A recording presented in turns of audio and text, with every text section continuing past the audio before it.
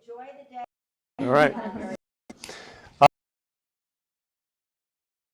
Great to have you. Who she and I will be working with a lot of industry is involved in negotiating a real estate joint venture agreement. Our attorneys, Rick will be one of your attorneys. Frank in the hall, who are right here. Mallinson. Now,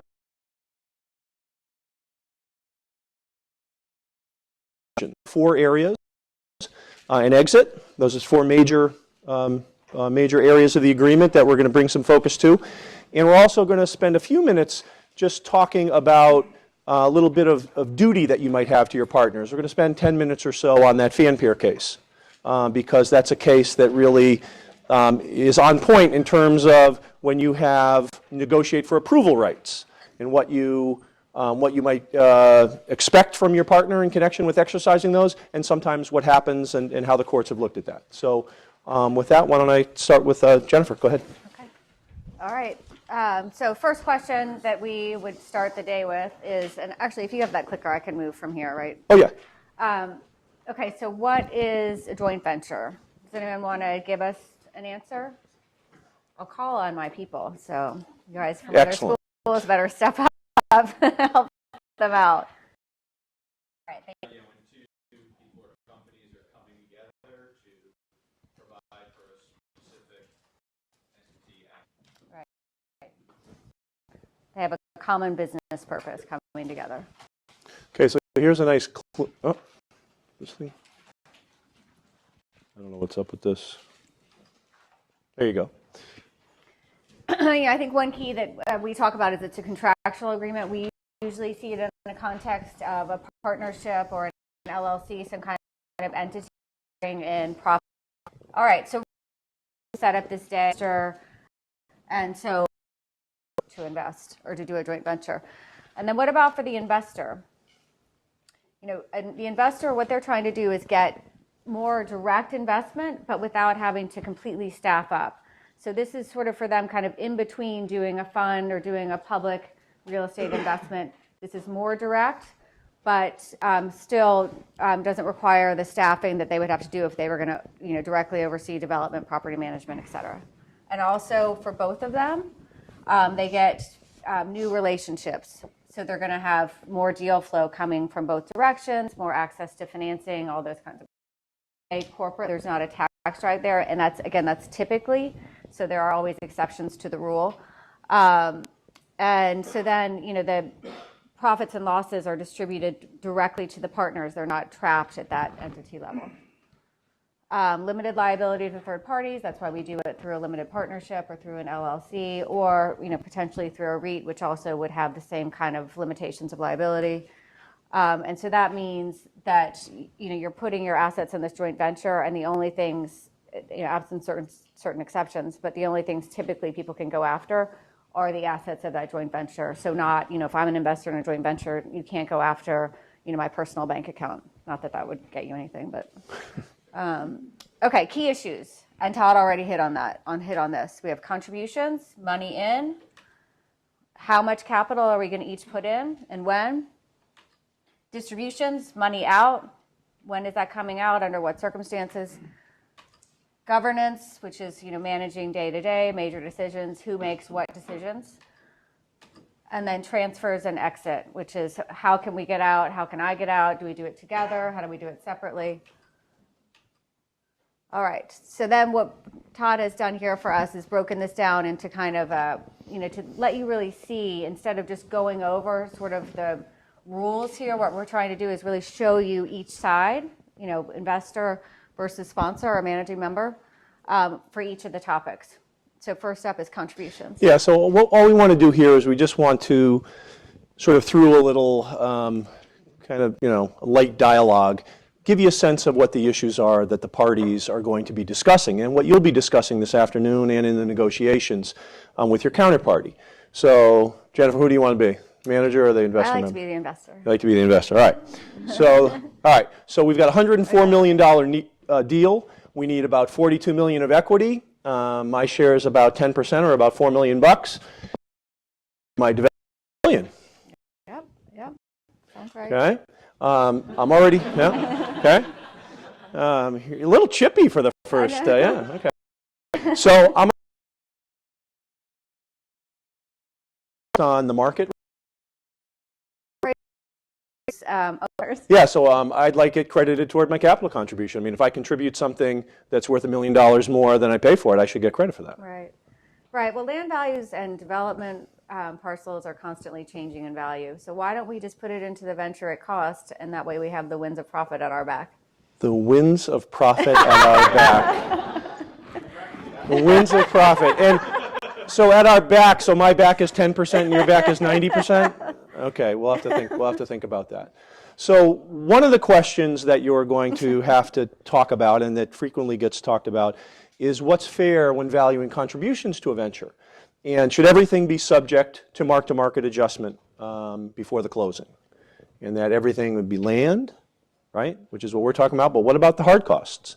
What about the soft costs, right? So as we're working together and doing our pre-closing due diligence, the market is out there. And do we do one final, we might be negotiating this venture, working together? Like New York City, where people are, aggregating parcels and rights for a long time. It's one thing if Todd bought this parcel and, 6 months ago or even a year ago, but. Okay, so go me to have that fee in case you or I need it, but only after it's earned. Hey, you know what? If we need more money, I'll just put up my share later. Really? Don't worry about it. Yeah, don't worry about it. Really? Yeah. I mean, I do that. I do that all the time, actually. Yeah. All right. All right. Will we? I mean, you have to sign any guarantees? Well, I'm the manager. Yeah, we'll have to sign guarantees. Right. For what? We're gonna have to sign them for construction completion, loan repayment, any bad acts, right? Bad boy carve-outs, and environmental indemnity. But if a guarantee gets called for any reason, I'm prepared to put up my share. What do you mean your share? You're running the show. That's right. All right, I'm running the show. So we need to talk about who shares what in terms of liability. Put up my share letter. If we need more money, I'll put up my share then. All right. I'm having Talk problems about with this that. remote. I know. I can just do it from here. Okay, all right.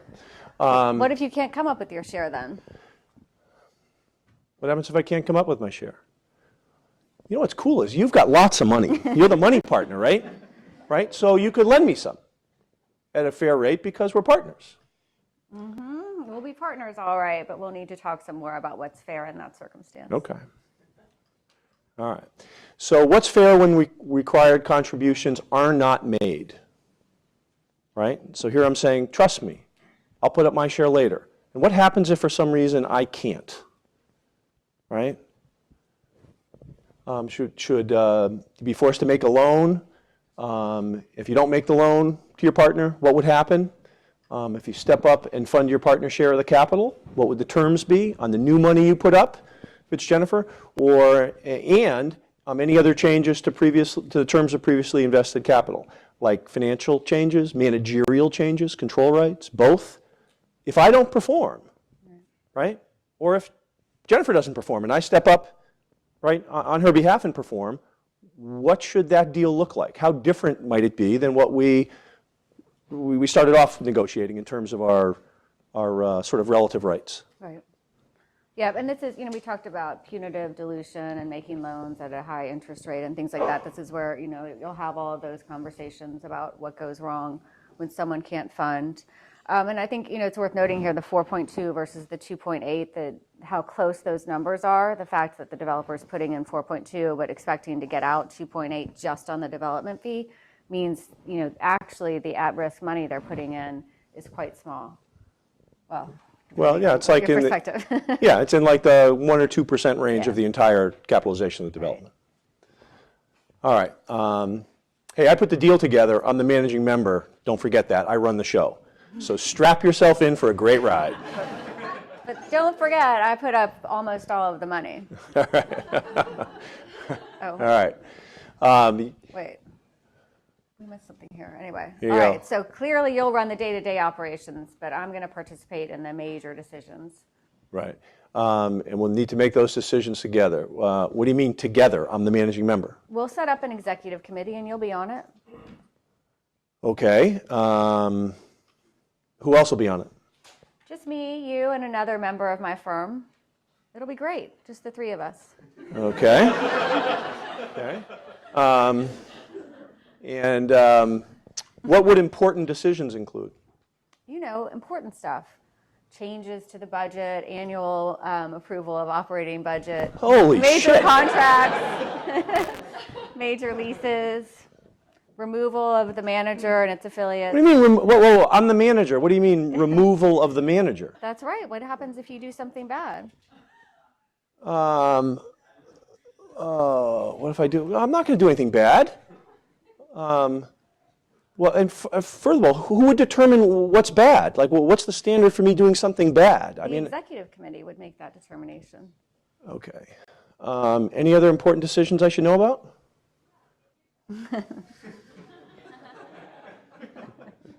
Okay.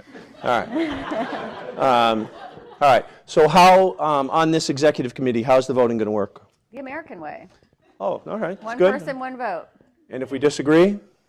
Majority rules. Okay. Okay. And what duties do we have to each other? All right, so here's where we're going to step in to talk about the Anthony's Pier 4 case, which you all have and hopefully have read. It's a great case, I think, particularly for those of you from Bar Restaurant is famous right down there on the waterfront.